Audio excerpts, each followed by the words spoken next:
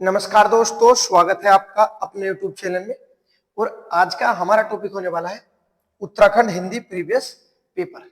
इस पेपर में जो हमारे ग्रुप सी के जितने भी पेपर हुए उन सबसे हमने क्वेश्चन उठाए हैं और उसके साथ साथ हमने उत्तराखंड पीसीएस में जो हमारे हिंदी के क्वेश्चन बनते हैं वहां से भी हमने महत्वपूर्ण क्वेश्चन उठाए जिनकी आने की संभावना होती है, क्योंकि पीसीएस के क्वेश्चन कुछ समय बाद अपने ग्रुप सी के पेपर में रिपीट होने लग जाते हैं। उसके बाद ये हमारा टारगेट होगा, हिंदी जो होगी हमारी शून्य से शिखर तक होगी। एक एक पॉइंट को पढ़ेंगे विस्तार पूर्वक। कोई पॉइंट जो हमारा दिया गया होगा उसे पूरी डिटेल में पढ़ेंगे। जब तक उसका पूरा कंप्लीट समापन नहीं किया जाता तब तक वो पॉइंट अपना नहीं छोड़ा जाएगा। शुरू कर लेते हैं। कितने नंबर बनते हैं अपने नंबर काउंट करना। पहला ही क्वेश्चन दिया गया हमारा और हिंदी साहित्य से क्या पूछा गया है, मनु भंडारी की आत्मकथा का नाम बताना है कि मनु भंडारी की आत्मकथा का क्या नाम था। मनु भंडारी के बारे में आपको याद रखना है, बेसिक जानकारी इनके बारे में जो हमारे एग्जाम में आती है। पूछा जाए मनु भंडारी का जन्म कब हुआ था, तो बताना इनका जन्म हुआ था 1931 में मध्य प्रदेश में। तो इनका संबंध कहां से, मध्य प्रदेश से है। उसके बाद नेक्स्ट आपको याद रखना है 2008 में इन्हें हिंदी साहित्य का व्यास पुरस्कार दिया गया था। व्यास पुरस्कार इन्हें किस रचना के लिए दिया गया था, तो याद रखना एक कहानी यह भी, एक कहानी यह भी, ठीक है। और एक कहानी यह भी, ये जो है मनु भंडारी की क्या है, ये इनकी आत्मकथा है जो हमारे क्वेश्चन में पूछी गई है कि मनु भंडारी की आत्मकथा का नाम क्या है, तो बताना एक कहानी यह भी। ऑप्शन नंबर सी हमारा आंसर हो जाएगा, ठीक है, याद रखना। उसके बाद जो ऑप्शन नंबर ए में दिया गया है, ठीक है, क्या दिया गया है इसमें लिखा गया है अपना बंटी। तो ये इनकी महत्वपूर्ण रचना है, याद रखना क्या है इनका, ये पहला उपन्यास है अपना बंटी। कब लिखा गया था, इनके द्वारा 1971 में लिखा गया था। अन्य जो इनके उपन्यास है याद रखना, ऐसे याद रखना, पहला क्या है अपना बंटी, उसके बाद आता है महाभोज, अपना बंटी, महाभोज। उसके बाद अन्य उपन्यास में आता है स्वामी। उसके बाद एक इंच मुस्कान, एक इंच मुस्कान। उसके बाद नेक्स्ट कलवा। ये क्या है इनके महत्वपूर्ण उपन्यास है, ठीक है, आपको याद रखना। उसके बाद नेक्स्ट जो ऑप्शन नंबर डी में हमारा दिया गया है बिना दीवार के घर। अगर क्वेश्चन पूछा जाए बिना दीवार के घर ये क्या है, तो बताना ये मनु भंडारी का क्या है, एक नाटक है। जबकि अपना बंटी और महाभोज, स्वामी, एक इंच मुस्कान और ये कलवा क्या है इनके, ये इनके उपन्यास है। क्वेश्चन क्या पूछा गया, तो क्वेश्चन पूछा गया था हमारा आत्मकथा से, ठीक है। ये महत्वपूर्ण जानकारी है मनु भंडारी के बारे में। उसके बाद भी याद रखना इनकी महत्वपूर्ण कहानियां आती है, जैसे एक प्लेट सैलाब दी गई है ऑप्शन नंबर बी में, ये भी इनकी कहानी है। उसके बाद मैं हार गई, मैं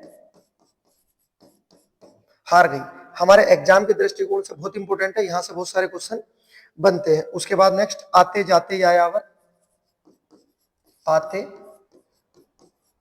जाते यायावर, आते जाते यायावर, मैं हार गई, एक प्लेट सैलाब। उसके बाद यही सच है, यही सच है, ठीक है, याद रखना ये इनकी महत्वपूर्ण कहानियां है। आप देख सकते हो किस तरह से क्वेश्चन पूछा गया था, आत्मकथा से क्वेश्चन पूछा गया था। इनकी आत्मकथा को व्यास सम्मान भी दिया जा चुका है, ठीक है। तो मनु भंडारी के बारे में इतनी चीजें याद रखना। उसके बाद देखते हैं नेक्स्ट अगला क्वेश्चन जो हमारा दिया गया है, क्वेश्चन नंबर 2। क्वेश्चन नंबर 2 में पूछा गया हमारा पर्यायवाची।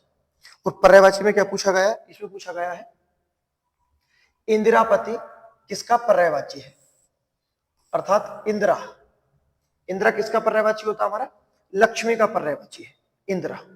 और ये जो पूछा गया है इंदिरा के पति को पूछा गया है, इंदिरापति किसका पर्यायवाची है, तो याद रखना इंदिरापति के अन्य जो हमारे पर्यायवाची होते हैं जो हमारे एग्जाम में आते हैं, जैसे दामोदर,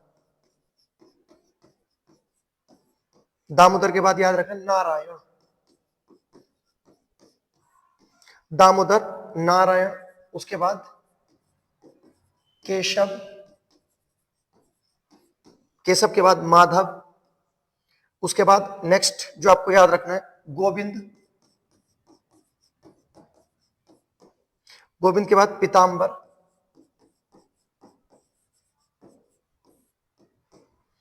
जनार्दन, क्या नाम है, जनार्दन, याद रखना। उसके बाद हरि, ये समानार्थी शब्द में आता है हरि, हरि याद रखना। उसके बाद मधुसूदन, मधुसूदन। उसके बाद नेक्स्ट लक्ष्मीपति, लक्ष्मी के पति थे तो याद रखना लक्ष्मीपति। उसके बाद नेक्स्ट याद रखना गरुण ध्वज, गरुण ध्वज। उसके बाद नेक्स्ट विशंबर,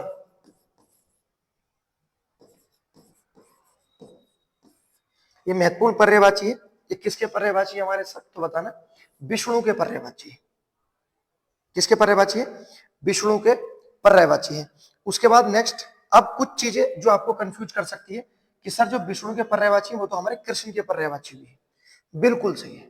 अब देखो क्या क्या है जो कृष्ण के पर्यायवाची भी होंगे, जैसा दिया गया है दामोदर कृष्ण का भी है, केशव भी है कृष्ण का जो प्रत्यक्ष रूप से दिखाई देते हैं, माधव कृष्ण जी का है, उसके बाद गोविंद कृष्ण जी का पर्यायवाची।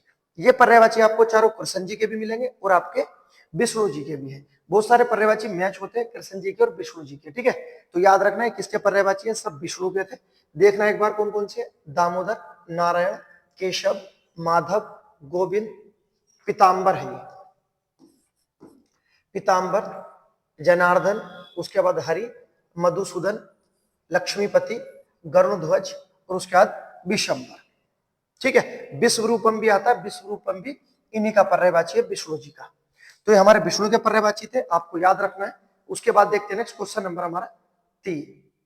क्वेश्चन नंबर 3 पूछा गया हमारा शब्द युग्म से क्वेश्चन पूछा गया है और क्या बताना है, आधी और आधी शब्द युग्म का सही अर्थ बताना है, कौन सा हमारा सही हो जाएगा। ये पर्यायवाची अगर आपकी याद है आप इन क्वेश्चन को सोल्व कर लोगे, इसकी गारंटी है। आधी और आधी, तो जो शुरू का लिखा हुआ है आधी छोटी मात्रा के साथ, तो ये होता आपका जो हमारा क्या होता है, मानसिक कष्ट जो होता है उसे बोलते हैं आधी। और दूसरा जो लिखा है आधी, ये होता है वो आधी रोटी वाला, अर्थात जो एक भाग होता है, जो हिस्सा होता है वो होता है। तो ऑप्शन नंबर डी हमारा आंसर हो जाएगा, आधी और आधी का। क्वेश्चन पूछे जाते हैं इस तरह से, आपको किताबों में मिल जाएंगे, आप इनकी प्रैक्टिस करना, यहां से क्वेश्चन बनते हैं। उसके बाद देखते हैं नेक्स्ट अगला क्वेश्चन पूछा गया क्वेश्चन नंबर 4। और क्या पूछा है इसमें, संज्ञा पूछी गई है, कौन सा शब्द हमारा संज्ञा है। मूर्ख, उसके बाद प्रातः, विस्तृत और बुराई। बताइए आप कौन सा शब्द होगा जो हमारा संज्ञा होगा। सबको ये लगता है कि संज्ञा हमारी अच्छी होती है, ऐसा नहीं है। अगर आप प्रैक्टिस नहीं करोगे तो संज्ञा से भी अगर सही से क्वेश्चन आ गए तो वो भी हमारे हिलेंगे नहीं, ठीक है। संज्ञा के बारे में कुछ जानकारी जो हमेशा आपको याद रखनी है कि संज्ञा कैसा शब्द है, तो बताना संज्ञा एक विकारी तत्व शब्द है। कैसा है, विकारी शब्द है। उसके बाद नेक्स्ट क्वेश्चन पूछा जाए अर्थ के आधार पर संज्ञा के भेद, तो बताना अर्थ के आधार पर होते हैं 5। कौन कौन से, पहला होता है व्यक्तिवाचक, दूसरा जातिवाचक, तीसरा हमारा द्रव्यवाचक, उसके बाद समूहवाचक और लास्ट हमारा 5वां हो जाता है भाववाचक। भाववाचक को अदृश्य भी कहते हैं, अर्थात जो दिखाई ना दे। तो अर्थ के आधार पर संज्ञा के कितने भेद है, बताना 5 भेद होते हैं। उसके बाद नेक्स्ट आपको याद रखना है कि क्वेश्चन पूछा जाए संज्ञा के विकारक तत्व कितने होते हैं, तो बताना संज्ञा के विकारक तत्व होते हैं 3। कौन कौन से होते हैं, लिंग, वचन और कारक। ये संख्या के क्या है, विकारक तत्व है। उसके बाद और जो आपको याद रखना है, क्वेश्चन पूछा जाए उत्पत्ति के आधार पर, किस आधार पर, उत्पत्ति के आधार पर संज्ञा के कितने भेद होते हैं, तो जो उत्पत्ति होती है बताना 3 होते हैं। कौन कौन से होते हैं, पहला हमारा होता है रूढ़, दूसरा यौगिक और तीसरा होता है योग रूढ़। ये संज्ञा से बनने वाले क्वेश्चन है, आपको याद रखना है। अब बात कर लेते हैं जो हमारा क्वेश्चन पूछा है कौन सा शब्द हमारा संज्ञा दिया गया है। तो याद रखना जो ऑप्शन नंबर डी है हमारा बुराई, ये हमारा भाववाचक संज्ञा है। और ये जो भाववाचक संज्ञा है ये किस शब्द से बना है तो बताना, ये बुरा विशेषण से बना है। बुरा विशेषण से बना है क्या, बुराई, ठीक है। और ये क्या है हमारा तो बताना, भाववाचक संज्ञा है। भाववाचक संज्ञा अगर आपकी याद नहीं होगी तो ये गारंटी है आप एक दिन ऐसा करोगे कि भाववाचक संज्ञा को अपने विशेषण के साथ जोड़ लोगे, पर आपको ऐसा करना नहीं है। आपको ये भी याद रखना है कि जो हमारी भाववाचक संज्ञा होती है इसका निर्माण कितनी तरह से हो जाता है तो बताना, भाववाचक संज्ञा का निर्माण अगर कभी क्वेश्चन पूछा जाता है, अगर आपने देखा होगा प्रैक्टिस सेट में तो या हमारे एग्जाम में रिपीट होता रहता है, तो बताना किस तरह से निर्माण होता है। एक होता है जातिवाचक से, दूसरा होता है आपका विशेषण से, जो बना हुआ है हमारे क्वेश्चन पूछा गया है जातिवाचक से, विशेषण से, उसके बाद सर्वनाम से, सर्वनाम के बाद जो हमारा बनता है क्रिया से, और क्रिया के बाद कुछ को कंफ्यूजन होता है क्या अव्यय से हमारी भाववाचक संज्ञा का निर्माण हो जाता है क्या, तो आप बताना हाँ, अव्यय से भी भाववाचक संज्ञा का निर्माण होता है। तो 5 प्रकार से भाववाचक संज्ञा का निर्माण दिया जाता है जो हमारे एग्जाम में क्वेश्चन सही माना गया है, ठीक है। उम्मीद करता हूं आपको ये संज्ञा से क्वेश्चन जो चीजें बताई गई हैं, एक्स्ट्रा चीजें भी हैं इसमें, ठीक है, आपको याद रखना है। इससे अलग और एक सूचना दे देता हूं आपको, याद रखना जब कभी भी आप भाववाचक संज्ञा का, जब कभी भी आप भाववाचक संज्ञा का बहुवचन बना दोगे, जब कभी भाववाचक संज्ञा का बहुवचन बना दोगे तो ये हमारी भाववाचक संज्ञा क्या बन जाती है, तो ये हमारी जातिवाचक संज्ञा बन जाती है। आगे इससे क्वेश्चन आएंगे और डिटेल में हम इसे देखेंगे, जितना बताया इतना याद रखना है आपको। उसके बाद देखते हैं क्वेश्चन नंबर 5। क्वेश्चन नंबर 5 में हमारा क्या दिया गया है, नेक्स्ट देखते हैं। विलोम शब्द से क्वेश्चन है हमारा, अच्छा क्वेश्चन है, सारे क्वेश्चन हमारे अच्छे हैं, लेटेस्ट क्वेश्चन ही होते हैं हमारे, बिल्कुल बच्चों वाले क्वेश्चन तो होते नहीं, सब होते हैं जो हमारे एग्जाम में आने की संभावना होती है। शुरू कर लेते हैं। पहला जो दिया गया है, किस युग्म में विलोम शब्द कैसा दिया गया है, सही नहीं है। कौन सा जोड़ा होगा हमारा ऑप्शन में जो हमारा सही नहीं होगा। पहले दिया गया है प्रवृत्ति निवृत्ति, बिल्कुल शुद्ध होता है, बिल्कुल लिखा हुआ हमारे लूसेंट में भी लिखा हुआ है। उसके बाद बहिरंग मतलब बाहर वाले और अंतरंग अंदर वाले। उसके बाद प्रत्यक्ष का परोक्ष दे रखा है। उसके बाद पदोन्नत, उसके बाद दिया गया है पदावनत। कौन सा शब्द है जो आपको इस समय लग रहा है हमारा, ठीक है, गलत होगा। हो सकता है आपको चारों ही सही लग रहे हो, लेकिन ये क्वेश्चन हमारे एग्जाम में पूछा गया है, ठीक है, और ये पूछा गया आपका जो हमारा समीक्षा अधिकारी का पेपर हुआ था उसमें से क्वेश्चन उठाया गया है। कौन सा शब्द होगा हमारा जो सही नहीं होगा, तो बताना ऑप्शन नंबर सी है सर, ये प्रत्यक्ष का परोक्ष नहीं माना गया है।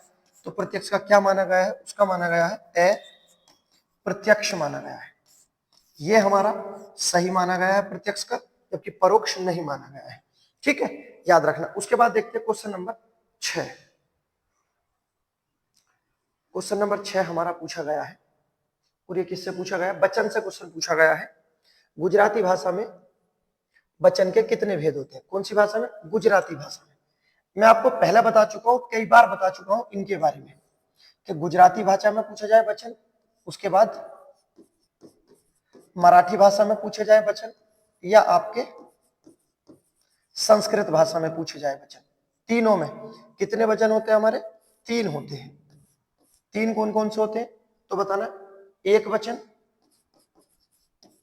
दूसरा लिखना एक वचन, दूसरा होता है द्विवचन, और तीसरा हमारा लास्ट होता है बहुवचन।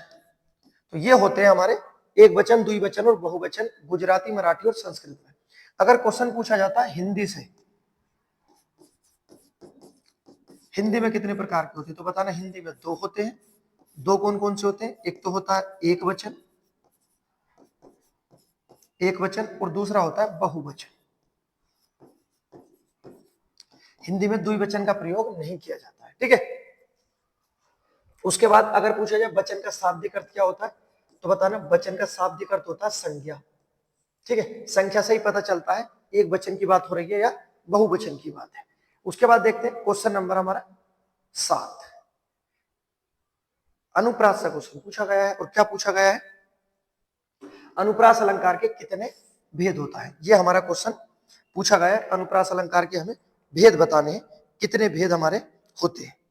तो याद रखना अनुप्रास अलंकार हमारा एक शब्द अलंकार है। कैसा अलंकार है, शब्द अलंकार है।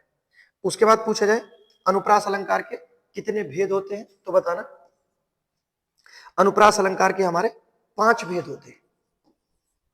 कितने, 5। ऑप्शन नंबर ए हमारा सही हो जाएगा। कौन कौन सा होता है, पहला होता है छेका अनुप्रास अलंकार, दूसरा होता है लाटा अनुप्रास अलंकार, तीसरा होता है वृत्तीयानुप्रास अलंकार, चौथा होता है आपका श्रुत्यानुप्रास अलंकार, और उसके बाद पांचवा होता है अंत्य अनुप्रास अलंकार। तो ये हमारे अनुप्रास अलंकार के भेद दिए गए, कितने होते हैं, 5 होते हैं। अनुप्रास अलंकार की अगर परिभाषा की बात करें तो इसकी परिभाषा भी आपको याद रखनी है कि इसकी परिभाषा क्या है। तो परिभाषा जो हम सब गलत पढ़ते हैं, अब नहीं पढ़नी है आपको। परिभाषा क्या होती है तो बताना, जब व्यंजनों की आवृत्ति बार बार हो तो वहां पर कौन सा अलंकार होता है, हमारा अनुप्रास अलंकार होता है। जो आप ये पढ़ते हो वर्णों की आवृत्ति बार बार हो वो गलत होता है, व्यंजनों की आवृत्ति सही होता है। अगर हमारे एग्जाम में आ जाए वर्णों की आवृत्ति सही होगा या व्यंजनों की आवृत्ति, तो आपको व्यंजनों की आवृत्ति लगाना है, क्योंकि वर्णों में स्वर भी होते हैं, स्वर इसमें काउंट नहीं किए जाते। ठीक है, याद रखना। उससे अलग जो आपको याद रखना है अलंकार के बारे में, कि कुछ अलंकार के हमारे पर्यायवाची पूछे जाते हैं। जैसे क्या होता है, एक आभूषण पर्यायवाची है हमारा। उसके बाद गहना होता है, जो पहने जाते हैं गहने। उसके बाद जेवर, गहना, जेवर। उसके बाद पदक। तो ये सब किसके पर्यायवाची, हमारे अलंकार के पर्यायवाची। शाब्दिक अर्थ पूछा जाए तो इसका शाब्दिक अर्थ होता है सजावट करना। ठीक है, याद रखना अलंकार के बारे में। अलंकार के संस्थापक किसे बोला गया है, तो बताना अलंकार के संस्थापक आचार्य बावन को बोला गया है। उसका बाद देखते हैं question number next, question number 8। Question number 8 में क्या पूछा गया है, नरेश मेहता जी को हिंदी के क्षेत्र में ज्ञानपीठ पुरस्कार कब दिया गया था। ज्ञानपीठ पुरस्कार से क्वेश्चन है, और इस तरह से क्वेश्चन हमारे एग्जाम में पूछे जाते हैं, क्योंकि हिंदी का सबसे बड़ा पुरस्कार कौन सा है, तो हिंदी का सबसे बड़ा पुरस्कार तो ज्ञानपीठ पुरस्कार ही है, और वहीं से क्वेश्चन ना पूछा जाए तो फिर बेकार है। तो ज्ञानपीठ पुरस्कार के बारे में आपको याद रखना। पूछा जाए ज्ञानपीठ पुरस्कार की स्थापना कब की गई थी, तो बताना सर स्थापना हुई थी 1961 में। लेकिन जो पहला पुरस्कार दिया गया था ये, तो पहली बार जो पुरस्कार दिया गया था 65 में ये पुरस्कार दिया गया था। 1965 में ज्ञानपीठ पुरस्कार सर्वप्रथम दिया गया था। और बात कर लेते सर्वप्रथम किसे दिया गया था, तो ये दिया गया था जी शंकर कुरुप को। जी शंकर कुरुप को ये दिया गया था, किस रचना के लिए, तो बताना मलयालम रचना के लिए दिया गया था। अगर रचना का नाम भी पूछा जाए, जो पूछा भी जाता है हमारे एग्जाम में, तो याद रखना ओड पुझाल। क्या नाम है, ओड पुझाल इनकी रचना थी। ठीक है, मलयालम शब्द है, इसी वजह से इसका ऐसा नाम है, ओड पुझाल रचना थी पहली, जिसे सर्वप्रथम ज्ञानपीठ पुरस्कार दिया गया था। व्यक्ति का नाम याद रखना, जी शंकर कुरुप को दिया गया था।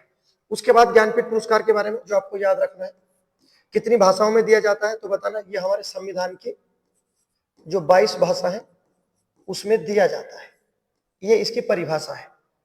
लेकिन इससे अलग जो आपको याद रखना है कि 2018 में, कब, 2018 में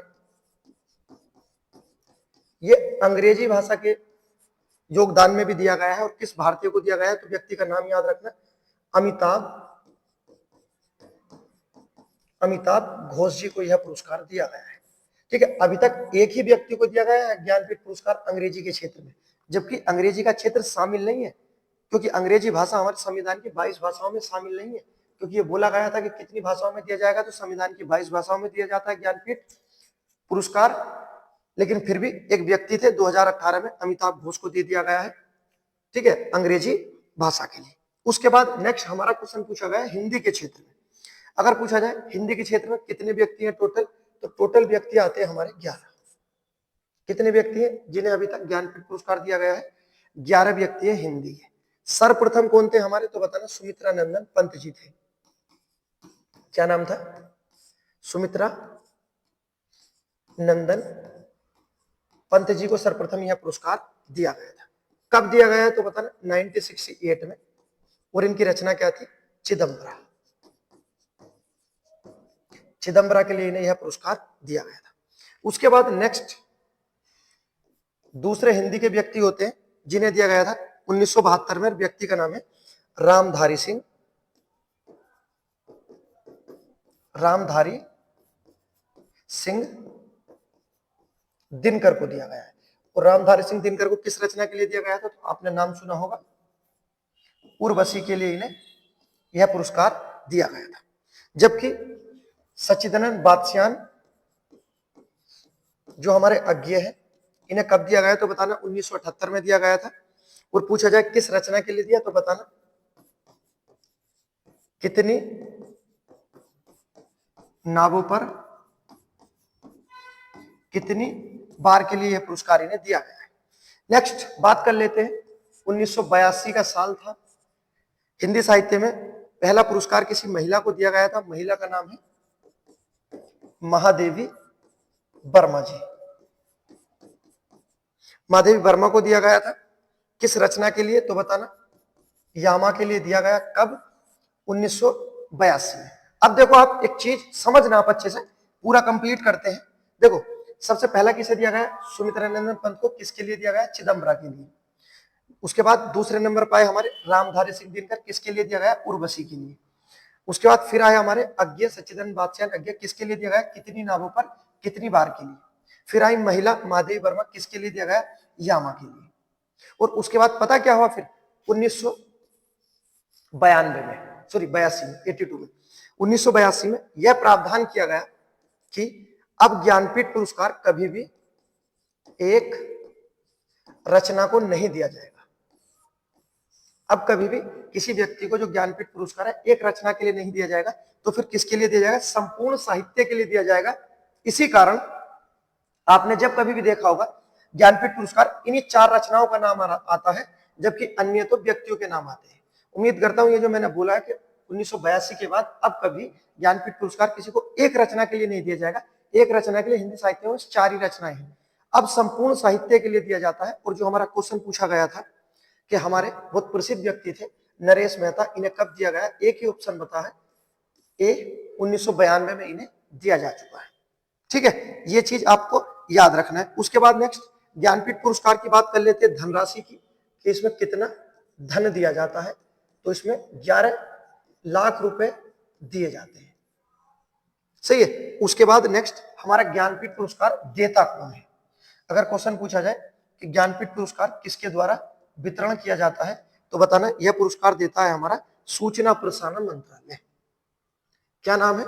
सूचना प्रसारण मंत्रालय। सूचना प्रसारण मंत्रालय ज्ञानपीठ पुरस्कार देता है। ठीक है, बहुत जल्दी एक अलग से वीडियो बनाई जाएगी ज्ञानपीठ पुरस्कार के बारे में, वो टोटल आपकी समझ में आ जाएगा। अभी क्या था, हमने हिंदी की बात की थी, तो ये चीजें हैं ज्ञानपीठ पुरस्कार के बारे में।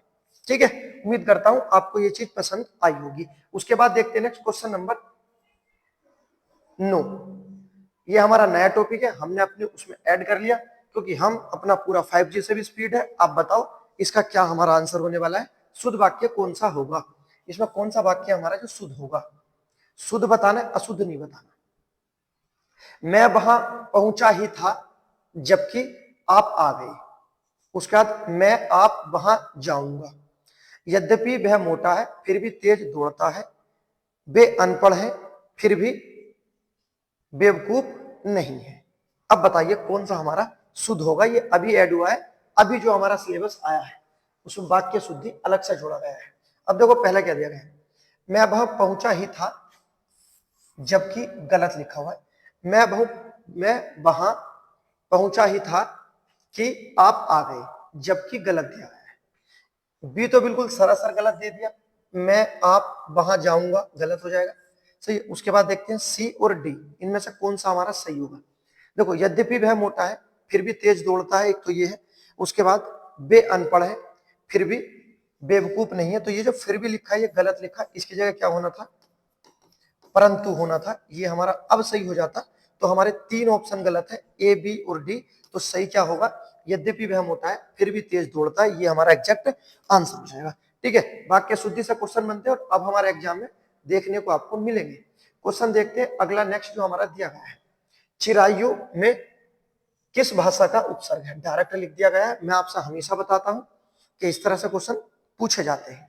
चिरायु में कौन सी भाषा का उपसर्ग है, तो इसमें पहले तो याद रखना, आपको बताना इसमें कौन सा हमारा उपसर्ग है, इसमें चीर उपसर्ग है या इसमें चिर उपसर्ग है। बताइए ए या बी दो ही है, इसमें कौन सा हमारा उपसर्ग होगा, एग्जैक्ट बताना है। गूगल कर सकते हो, जो आपका दिल हो वो कर लो, लेकिन आपको बताना है इसमें कौन सा शुद्ध होगा और किस भाषा का होगा।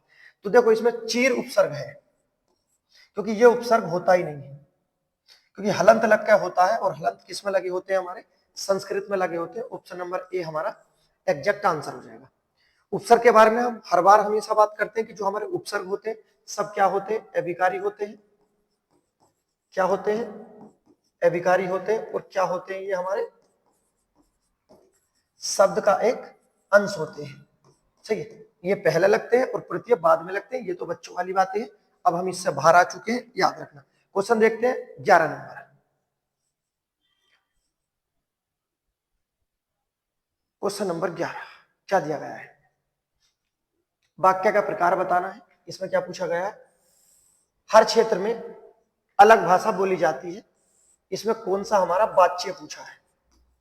वाच्य से क्वेश्चन है, कौन सा वाच्य, हर क्षेत्र में अलग भाषा बोली जाती है, में कौन सा वाच्य होगा।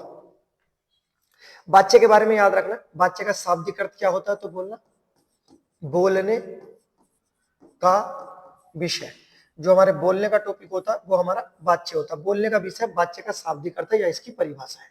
अर्थात बोलते समय ये देखना होता है, अगर कर्ता की प्रधानता है तो हो जाएगा हमारा कर्तृवाच्य, और उसके बाद कर्म की प्रधानता है तो हो जाएगा हमारा कर्मवाच्य, और भाव की प्रधानता है तो हो जाएगा हमारा भाववाच्य। वाच्य के यही 3 भेद होते हैं। पूछा जाए कितने भेद होते हैं, भेद तो बताना 3 होते हैं। ठीक है, क्वेश्चन देखो क्या पूछा गया है। देखो हर क्षेत्र में अलग भाषा बोली जाती है, ये बोला गया। अब देखो हर क्षेत्र में अलग भाषा बोली जाती है, कोई तो बोलता ही होगा। अरे आदमी तो बोलते होंगे, कर्ता तो बोलते होंगे, लेकिन कर्ता की प्राथमिकता नहीं है यहाँ। कौन बोलते इससे इंपॉर्टेंट नहीं है, ये कोई फायदे वाला नहीं है। इसमें पूछा गया है कि अब जो दिया गया है कि किसी क्षेत्र में कर्ता बोलते हैं, वो नहीं पूछा। यहाँ क्या पूछा है, हर क्षेत्र में अलग भाषा बोली जाती है, तो भाषा बोलने वालों की बात की है। कर्ता छुपा लिए गए, कर्म उजागर कर दिया गया। ऑप्शन नंबर ए हमारा आंसर हो जाएगा। ठीक है, याद रखना। उसके बाद देखते हैं next question number 12, repeat question. 20 बार रिपीट क्वेश्चन है। इस व्यक्ति की पूछी जाती है, ये आपकी कृति क्या नाम है, मॉडर्न आर्यन लैंग्वेजेज किसकी कृति है, बताओ किसकी है। अगर आपने प्रीवियस पेपर किए होंगे, प्रीवियस पेपर, तो आपको ये कम से कम 2-4 बार तो मिली ही होगी। तो ये किसकी है, याद रखना, जॉर्ज अब्राहम ग्रियर्सन की है। ग्रियर्सन की रचना है, ये पूछना क्या नाम है, मॉडर्न आर्यन लैंग्वेजेज। उसके बाद देखते हैं नेक्स्ट क्वेश्चन नंबर 13। क्वेश्चन पूछा गया है, प्रत्यय से 2 क्वेश्चन आ गए हमारे। किस शब्द में उर्दू का उपसर्ग नहीं है, बताओ। आपके सामने है, कौन सा पूछा है, उर्दू का हमारा उपसर्ग नहीं दिया गया है। तो उपसर्ग प्रत्यय से हमारे क्वेश्चन तो हमेशा बनते ही रहते हैं, आपको बताना कौन सा हमारा नहीं है। पहला जो दिया गया हमारा, जो इसमें उपसर्ग बनेगा बद, दूसरे में ला, उसके बाद अब, और उसके बाद हर। कौन सा होगा हमारा जो उपसर्ग इसमें नहीं बनेगा, उर्दू का। उपसर्ग के भेद होते हैं हमारे 3, याद रखना। पहला होता है हमारा संस्कृत के उपसर्ग, अभी निकाल लोगे आप ही। दूसरे हिंदी के, और तीसरा उर्दू का। उर्दू के 19 होते हैं, हिंदी के 13 होते हैं, संस्कृत के 22 होते हैं। बात कर लेते हैं होते क्या है।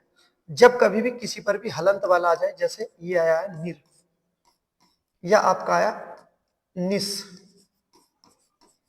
हलंत लगाओ, हलंत लिखो 100% संस्कृत का ही होगा, लेकिन उससे अलग आते हैं। जैसे आपको ये याद रखना, आ, उसके बाद अनु शब्द है, परा पापा का, परी ये भी पापा की, उसके बाद अति, अधि, ये हमारे महत्वपूर्ण उपसर्ग हैं हमारे, जो संस्कृत के दिए गए हैं।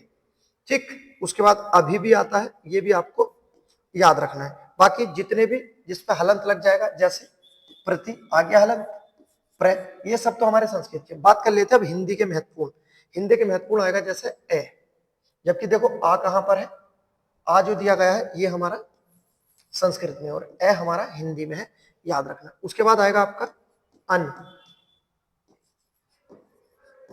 अध, उन, उसके बाद आएगा औ, औ के बाद आएगा दू, नी, सु, कु, उसके बाद अब। ठीक है, और यहीं से हमारा क्वेश्चन सोल्व हो जाएगा। देखो ये क्या आ गया अब, और यहां पर ये क्या है अब, तो आंसर तो मिला हमें ऑप्शन नंबर सी। ठीक है, ये हमारा उर्दू का नहीं है, ये फिर किसका है अब, ये हमारा हिंदी का है।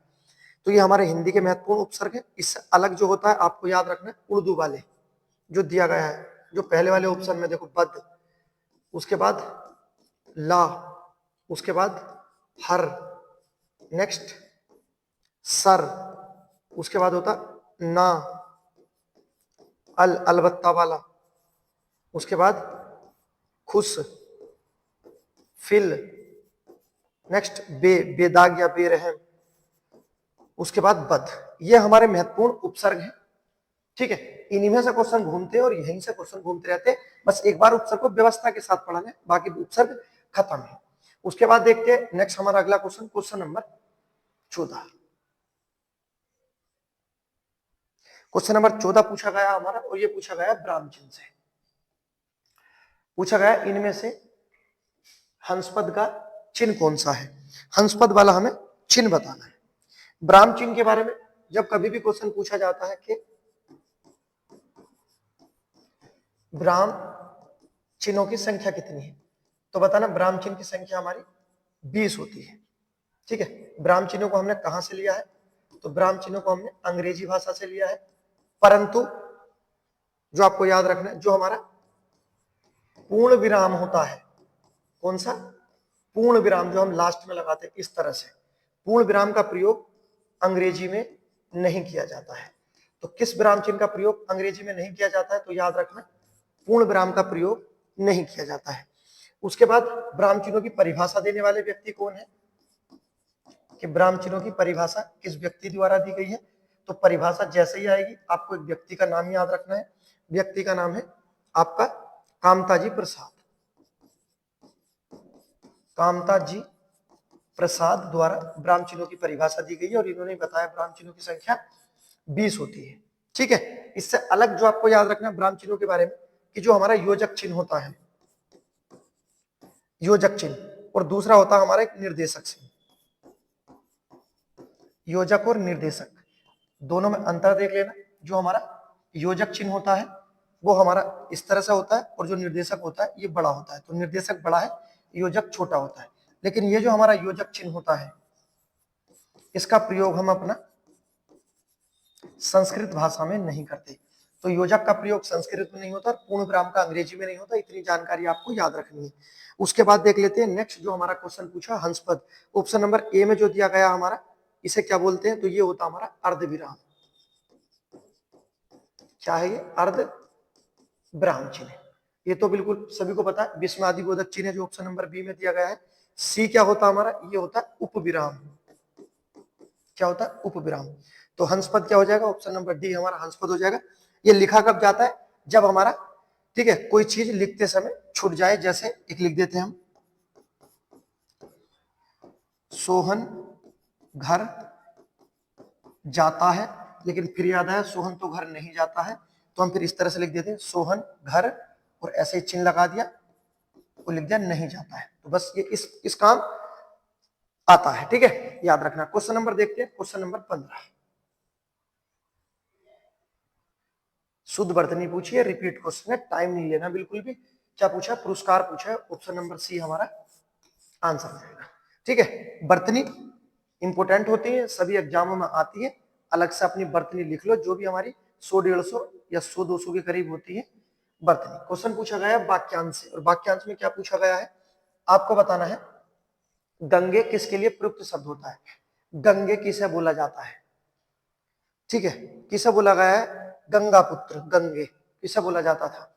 तो ये बोला गया है ऑप्शन नंबर ए को, भीष्म को बोला जाता था क्या? गंगे।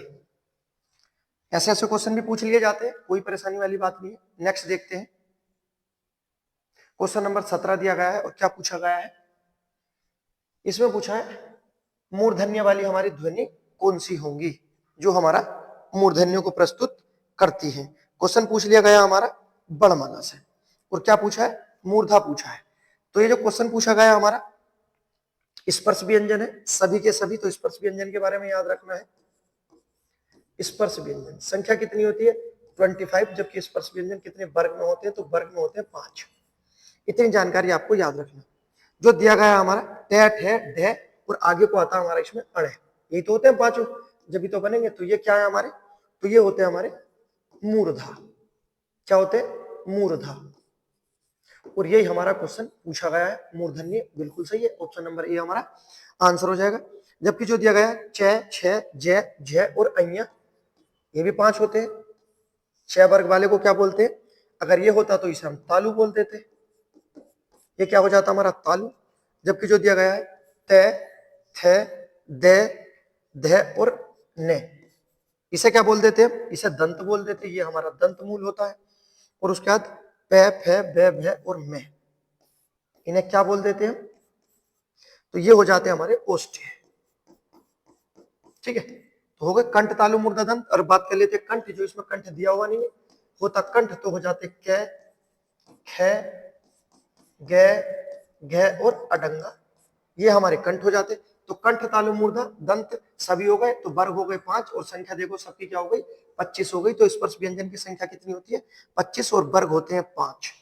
उसके बाद जो आपको 2 चीज याद रखनी है, जब व्यंजन की बात आई है तो याद रखनी है, जो हमारे व्यंजन होते हैं, ये तो सभी को पता है कि स्वरों की सहायता से बोले जाते हैं, वो हमारे व्यंजन होते हैं।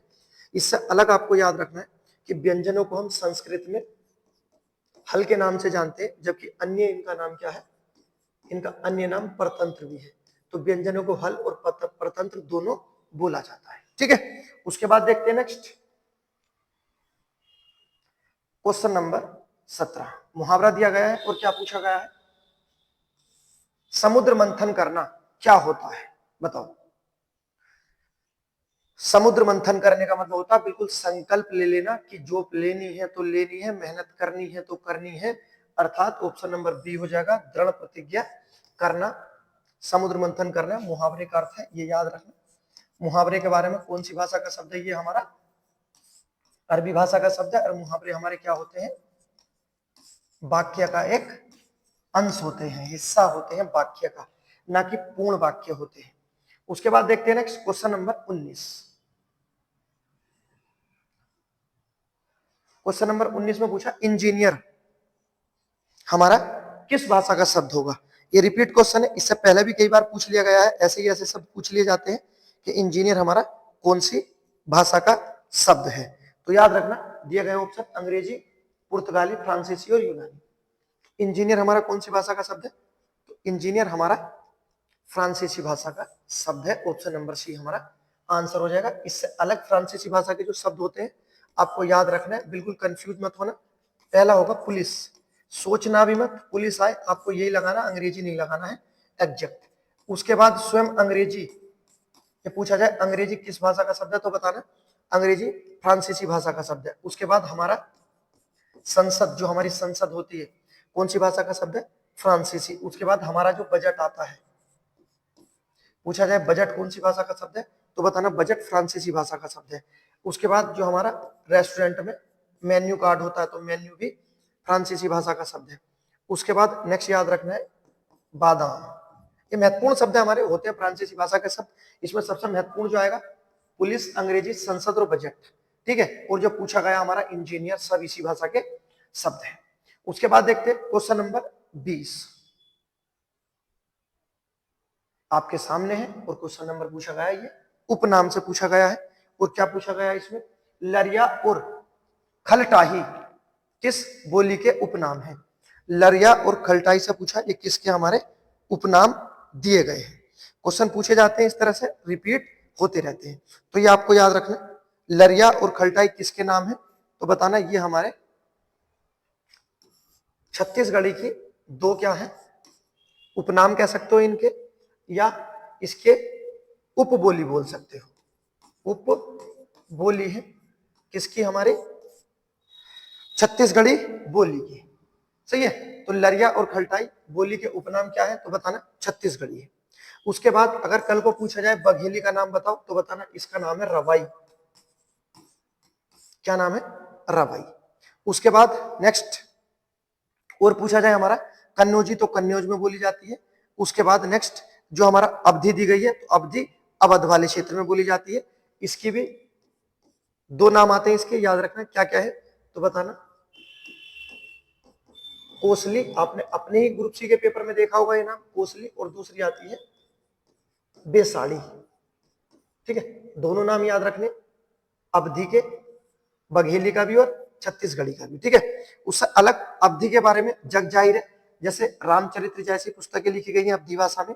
रामचरित्र याद रखना, राम चरित्र मानस किस में लिखी गई है, अवधि में। उसके बाद पद्मावत किस में लिखी गई है, अवधि में। उसके बाद चंदायन, ये महत्वपूर्ण हमारी कृति है जो लिखी गई है अवधि भाषा में। रामचरितमानस तुलसीदास द्वारा, किसके द्वारा, तुलसीदास जी द्वारा। ठीक है, पद्मावत मलिक मोहम्मद जायसी द्वारा, और उसके बाद चंदायन किसकी कृति है, तो ये हमारे मुल्ला दाऊद की है, मुल्ला दाऊद की। ये मुल्ला दाऊद की चंदायन हमारी अवधि भाषा की पहली रचना है, याद रखना चंदायन। ठीक है, याद रखना। ये हमारे कितने क्वेश्चन हो गए अब तक, 20 क्वेश्चन हो गए पूरी डिटेल के साथ। उसके बाद नेक्स्ट क्वेश्चन आपके लिए है, गिव अवे में बताना है आपको। कंप्लीट करते हैं अपनी पूरी शून्य से शिखर तक का सफर। अगर वीडियो पसंद आई तो लाइक करें, सब्सक्राइब करें, इसका आंसर अपने कमेंट बॉक्स में करें। वीडियो पसंद आई तो कमेंट करें। मिलते हैं एक और जोरदार वीडियो के साथ, तब तक के लिए गुड बाय।